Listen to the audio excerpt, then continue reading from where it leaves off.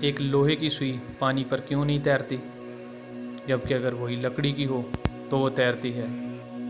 एक लोहे का सिक्का पानी में डूब जाता है और उसी लोहे का एक बहुत बड़ा जहाज़ पानी पर तैरता रहता है। ऐसा क्यों है? आइए देखते हैं पर्दे के पीछे क्या चल रहा है।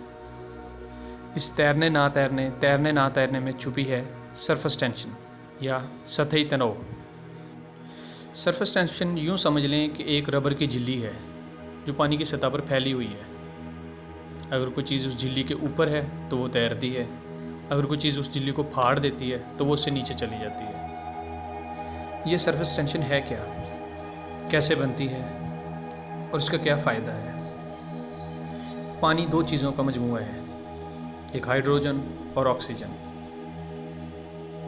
हाइड्रोजन और ऑक्सीजन मिलके पानी का कतरा बनाते हैं और पानी के कतरे मिलके दरिया बनता है।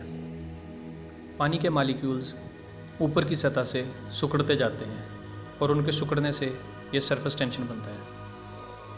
अगर हम नहर में छलांग लगाएं और हमारे पाँव पहले पानी में लगे तो हमें कोई तनाव या धक्का महसूस नहीं होता।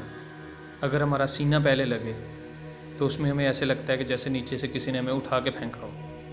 दरअसल ये सरफेस टेंशन ही है जो हमें उठा के फेंकती है। ये सरफेस टेंशन कुदरत का एक बहुत बड़ा तोहफा है। अगर ये ना हो तो ना जहाज़ चल सकेंगे, ना कोई जानवर पानी की सतह पर तैर सकेगा और ना ही सर्द इलाकों में रहने वाले पानी के जानवर ज़िंदा रह सकेंगे।